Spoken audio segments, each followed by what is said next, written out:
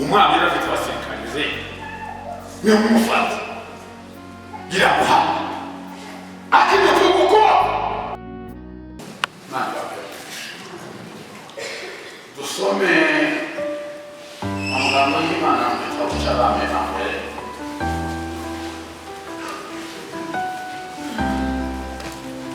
Abami ba mbere 15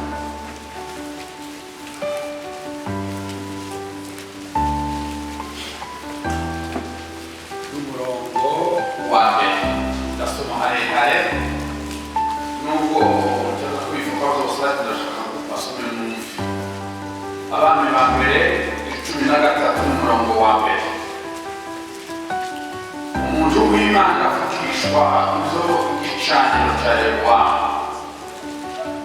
Yerobowamu agihagaze ku gicaniro agira yose imibavu aza umuntu w'Imana avuye mu Yuda ajya i Beteli asa n'ijambo ry'Uhoraho avuga n'ijwi rirenga avugishijwe n'ijambo ry'Uhoraho abarira icyo gicaniro ati ewe wa gicaniro we wa gicaniro we ubwo ariko Uhoraho ageze ngo mu nzu ya Dawidi azavuka umwana witwa Yosiya ngo kandi abaherezi bo mu bitabo byo ku mpinga z'imisozi barobosereza imibavu kuri wewe ngo uyu azobatanga amazi kuri wowe wenyine ngo kandi kuri wewe niho bazoturirira amapfa y'abantu. Kuri gatanu kuri uwo munsi nyene abaha ikimenyamenya ati iki nicyo kimenyamenya Uhoraho atanze iki gicaniro kigira gisadukemo umunyota wo kuri icyo useseke. Maze umwami Yerobowamu yumvise iryo jambo uwo muntu w'Imana yasebereye avugira kuri icyo gicaniro cy'i Beteli amutunga ukuboko ahagaze ku gicaniro aravuga ati nimumufate. Uwo mwanya ukuboko yaramutunze guca kuranyuka bituma adashobora kwigarukana. Igicaniro nacyo gica kirasaduka umunyota wacyo uraseseka kuko ikimenyamenya uwo muntu w'Imana yabahaye abivugishijwe n'ijambo ry'Uhoraho. Maze umwami abarira uwo muntu w'Imana ati ngiye Uhoraho Imana yawe ahangaze musabire ukuboko kwanje kuki. Nuko uwo muntu w'Imana yinginga Uhoraho ukuboko k'umwami kurakira gusubira kubera ko kwawe. Maze umwami abarira uwo muntu w'Imana ati ngwino tujane iwanje ndakuzimane ndeko ndakutaza. Uwo muntu w'Imana yishura umwami ati naho wumva igihingwa cy'izo mu ngoro yawe naho twojana iwawe kandi sinashobora kugira icyo ndirino cyangwa ngo ndahanywere n'amazi kuko ari ku ijambo ry'Uhoraho kandi yanambirije ngo sinze gira icyo ndya cyangwa nywa n'amazi kandi ngo sinze subire mu nzira nkazananye. Nuko aragenda cyane y'iyi nzira ntiyasubira mu nzira yamuzanira i Beteli. Kuri 11 ngene umuntu w'Imana yanze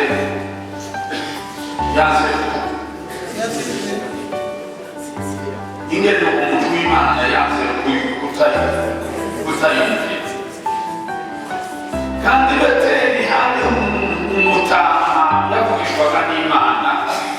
Abahungu biwe baraza bamwiganira ibyo uwo muntu w'Imana yakoreye i Beteli zose.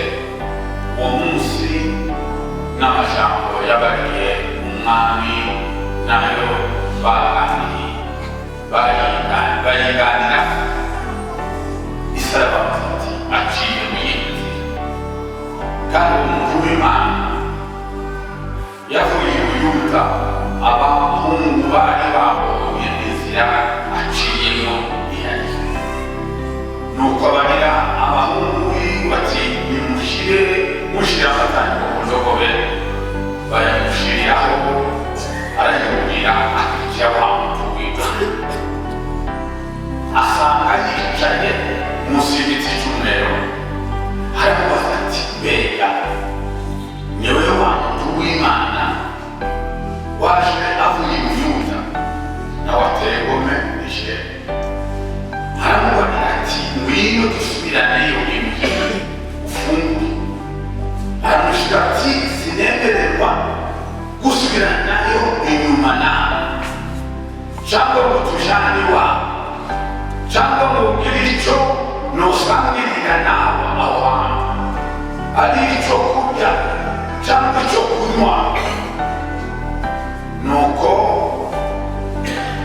nguko nabibaniwe n'ijambo ry'Uhoraho ngo sinze ngira icyo ndya cyangwa ngo nywe n'amazi kandi ngo sinze nsubiremo mu nzira yazananye nawe aramushyira ati naje ntuvugishwa n'Imana kandi umumarayika yambariye avugishijwe n'ijambo ry'Uhoraho ati genda umugarure umujani wawe umuhe icyanya n'icyanya ariko yaramubeshya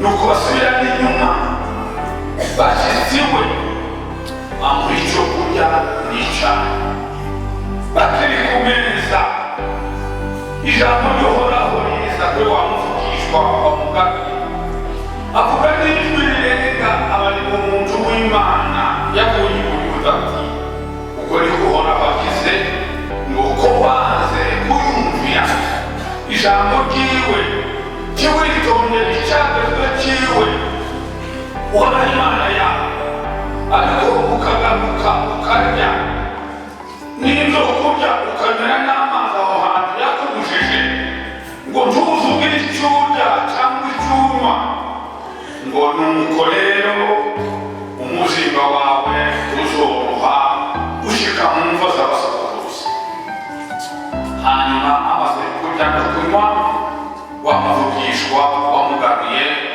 amushyira amatango ku ndogobe nuko aragenda araheza ahura n'intambwe iramwica umuzinga wiwe urambarara mu nzira indogobe iwuhagarara iruhande intambwe nayo ihagarara iruhande rw'uwo muzinga nyine maze abantu bahaciye babona uwo muzinga urambaraye mu nzira n'intambwe uhagaze iruhande baragenda babivuga mu gisagara aho umuvugishwa w'umutama yabaga maze uwo muvugishwa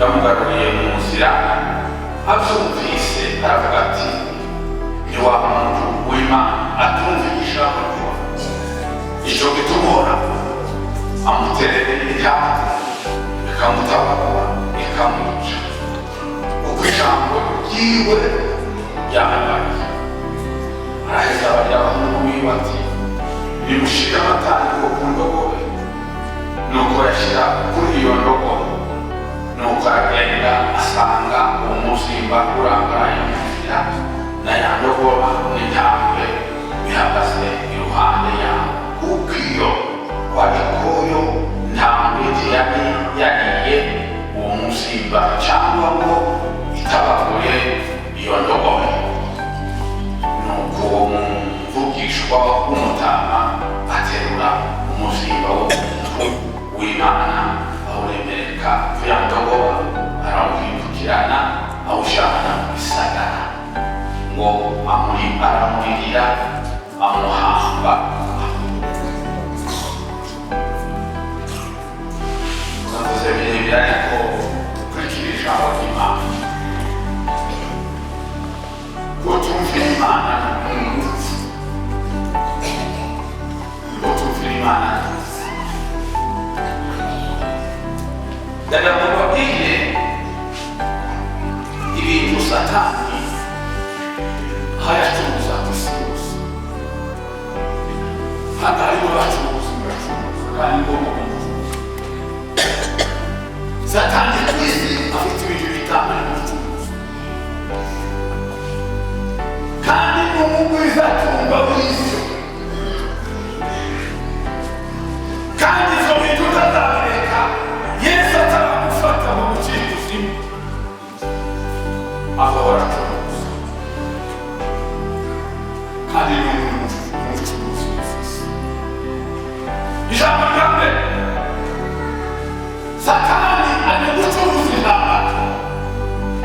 ntiyacumuza ibintu byose by'amaranye byose ku isi n'ubushobozi bwa satani aracuruza.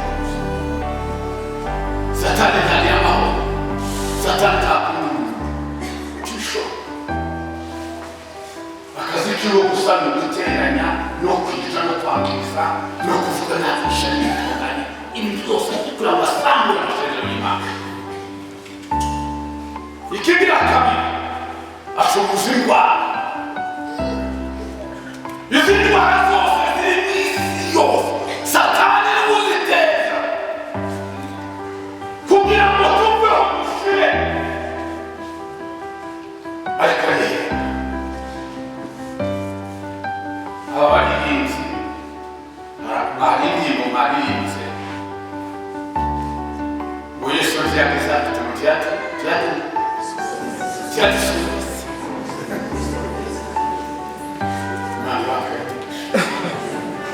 umuntu usondeka abahantu akadashitse ubusanzwe, ariko mwaririmba muravuga ngo Imana ntabwo yigeze idusondeka.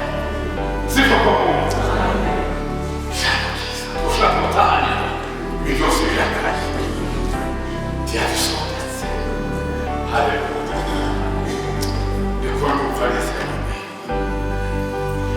ikigira gatatu, acuruza ubusambanyi.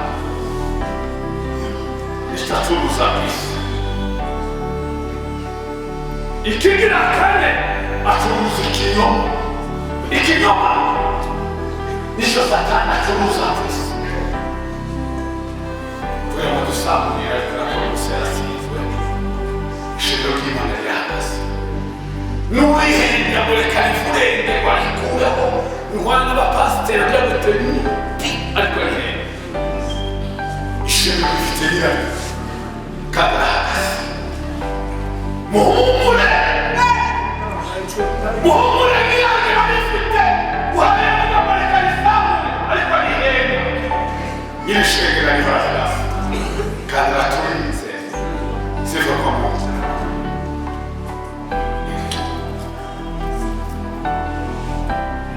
Gatanu n'urupfu, acuruza urupfu. Dutera agisida kugira ngo dupfe hakazofatije hejuru, ntabwo tuzoja satani. Nshaka kuvuga uyu muntu uwo tuganira, Imana mubona igisha ku muntu wawe, kandi Imana igishaka ku ishengero ryawe. Haba n'umwana boga abavyeyi bafatashaka ko Imana ifite ishaka. Habayeho uyu mwami Rehobowamu, yari umwami washize Abisirayeli mu vyaha bikomeye byinshi. Muze mubisoma. Bukeye bwaho uyu mwami Rehobowamu yari mubi, agenda asanga ibishushanyo bibiri.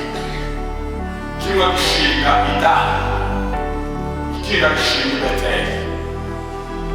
Iyi bariyeri yo kurinda Abisirayeli mu byo bakagenda Yerusalemu mu minsi mikuru kuza gusenga. Ati iki gishushanyo kibirire kibafitire ibibazo bameze kugenda. Baragishinga. Bukeye Imana yabibona. Uzukora ikintu Imana irayikorera. Ukora ikintu uvuga Imana yumva kuvuga. Ukugenda turakubona, aho ujyanye turakubona, n'ukugenda cyumva muza ngo uyishima wayisha utari yakomeye ufite. Imana yaguze umuntu sinzi sinari yaguze umuntu afimuruta. Imana yamubwira ko umutima bateye ugenda ukure ukirana cyane cyuya mwami Rehobowamu babujije Abisirayeli amahoro. Ugenda ugisambure ubikureho ubiturire ngo Imana itandukanye mu isi yawe. Ariko yakaba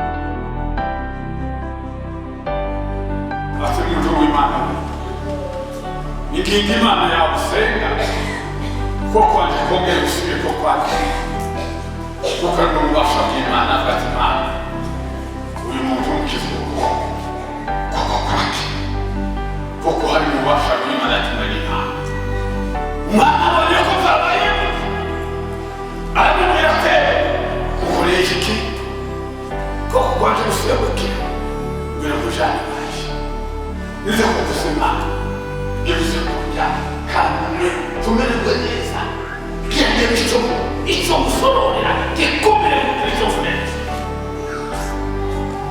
wamufera mubwira moya Imana yawe yabwiye amasinga kuri yagavuye kandi sikame n'amazi sikarira Imana yawe none ngagiye kuyuzivo Mwana umuntu ukora iki kintu ngira ngo muherere ikintu amererwe neza nonaga wa muntu w'Imana aragera naho hariho abahungu umutama w'umusaza w'ikinyoma abahungu babiri babwiye Yesu ati papa wamenye uzaba ari Betelehemu cyane kubaho bagisambu nini wagisambu yavuga uwo muntu wagisambu yuko ateye atakubana mwabonye yaciye ati twabonye papa yaciye muri izi ati muze n'amatangiko muzane yango muze kuya muturiki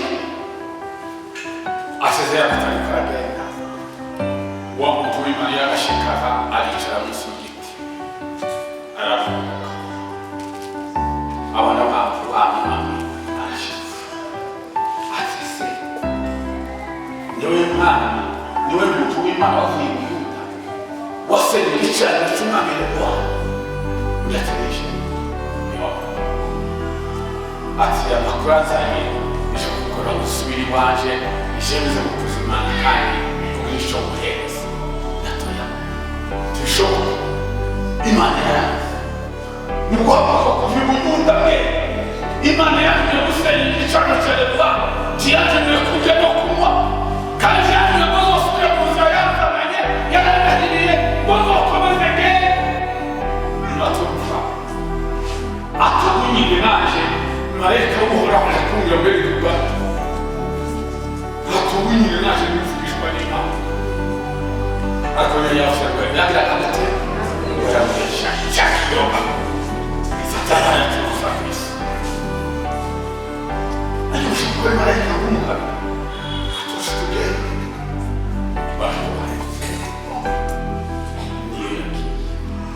washike wa muhanuzi inyuma aramusema igitangaza cy'Imana n'abantu b'Imana uragiye ngo bamare kurya ijwi rije muri wa muhanuzi w'ikigo kiramubwiye ngo ubutumvire Imana ngo wumvire Imana yawe urugendo rwawe ruzogenda tuzoshika ngo tumvire Uhoraho urumva igitangaza yaga gutekere hariye kere ya Imana baraka ariko Imana iramubwiye ukadoka umurambo wawe tuzoje ubituzo asabye baragenda gashika kuko atumviye Imana ahuranika yamuca zambabara kuri uwo mutu n'abantu batumviye Imana naka batumviye kutumvira ijambo ry'Imana bagenzi banjye bakunze gusangira Kristo kutumvira Imana ngo bumvire ijambo ry'Imana ni akaga kabi ko gupfa wamana uzinva bakubabwira ngo efu wa muntu w'Imana urapfa abagenzi bose batanga bakora umuzigo yo kumuzira itumumira yandurira hasi yandurira hasi amakuru afashikira wa mugabo mutama mu gisagara ati wa muntu yapfa yo hamwe abahungu batari muze tugende ariko mbere muri bazana umuzinga bawusubiza kuza mu gisagara iyo yavuye tiyahabwe neza. Icyo nshaka kubabwira amaboko vitara gukora ibyiza by'Imana, ugakorera Imana ugaheruka atanga. Niba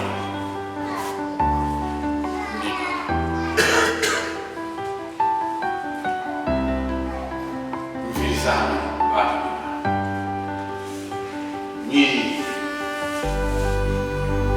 mwirinde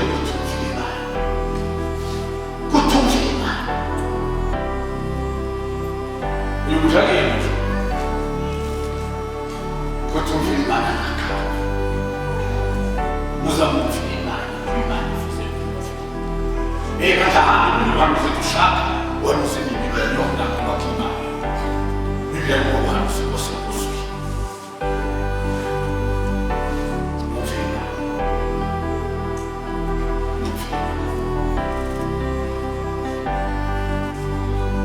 Aho uza wicara ukaganira muri babiri ngo reka dukoreshe ku ijengero ry'Imana. Jewe hano iwacu twahanze abantu batatu bo muri Pentekote. Umwe agendagira ahamagara abahungu urubyiruko rwose baja ku ijengero n'izina ryiwe narizi na se na nyina. Shaka mbere dusambura ishengero bajyanye inama yo kuzamura inama ku ishengero. Bagira inama abagira inama umuhanuzi w'Imana batumaho ati shaka iyo nama uhaye gukora ubwira ureke nutareka uzopfa wamenye kandi uje kwa Satani. Baramubwira yama yama barahabagenda babwira mwene wabo baramuhamagara bamubwira ati uriya muhungu mwene wanyu agiye gupfa ibitaya kuba ku ishengero ry'Imana. Imana igiye kumwica ugenda umutuba bareke. Aragenda umutuba barake mukaboroba nyine umugore ahaye akora mu nzu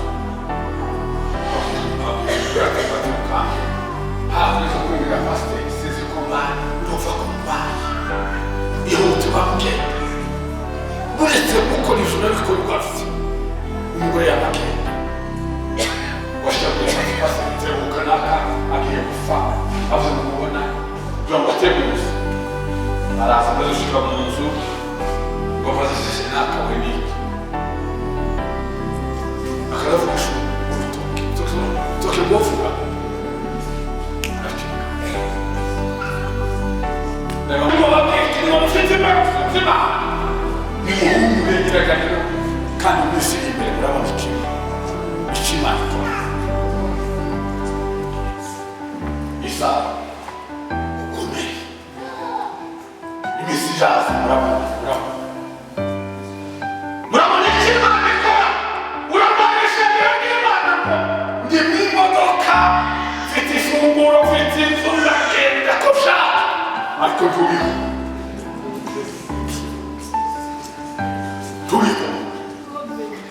ni muri Imana. Imana rifite ishengero ngo warikora urimo wo gukora kwisigiye madengo yarisize ririho rikomeye asigaye ririho rikomeye n'umuri rakomeye kandi rizoja mu ijuru mbabwire nta muntu uzorirwanya habe namba anasumukira mubere arapfa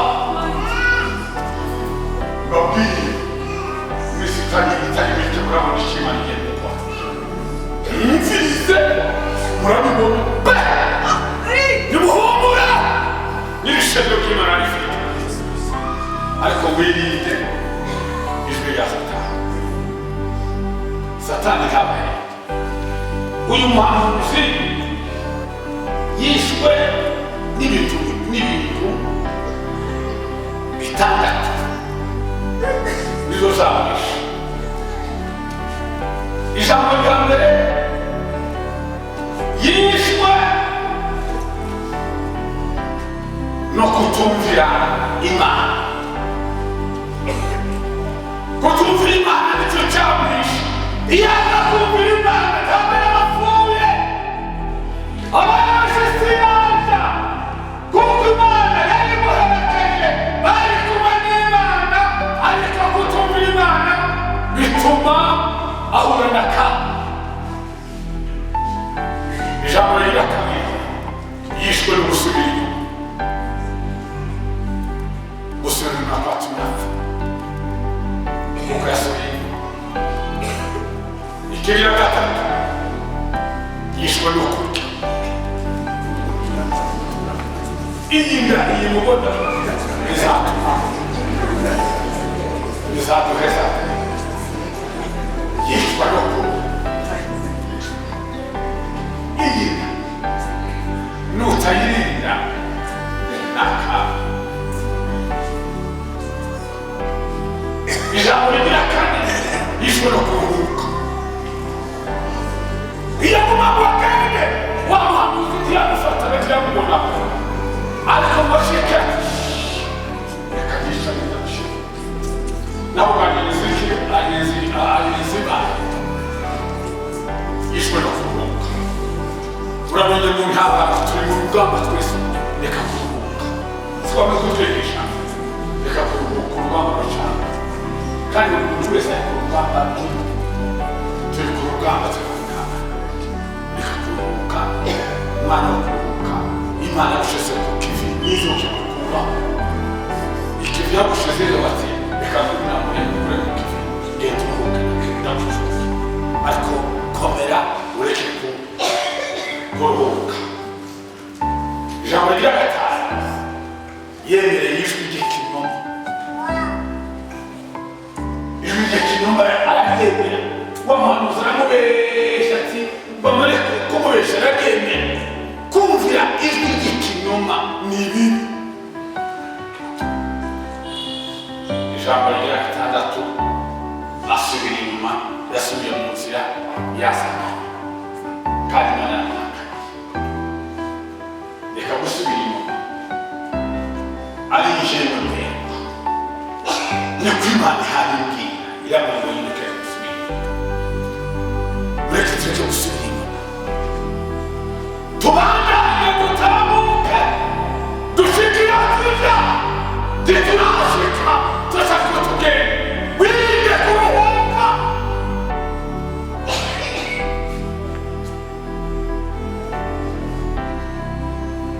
Imana ikunda abantu, itizeye ko ubwoko bwayo burengana. Imana wabigere wagiye. Ndasoma mu gitabo cya Zaburi,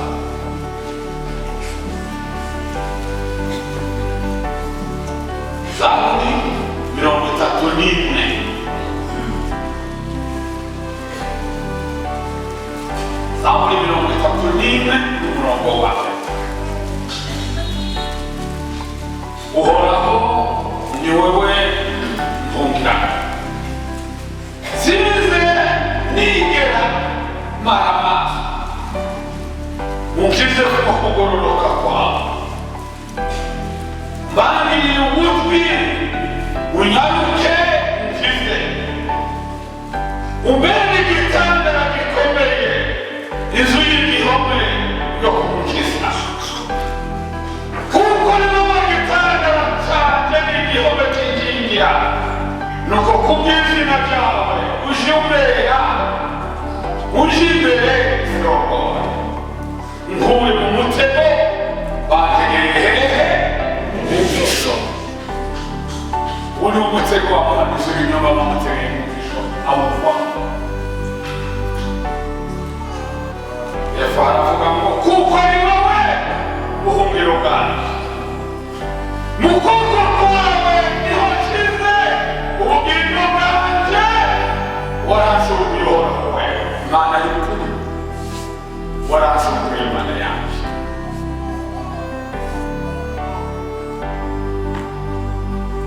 Imana iduhanagisha. Ngiye gusoma ijambo ryo kurangiza Abakorinto ba mbere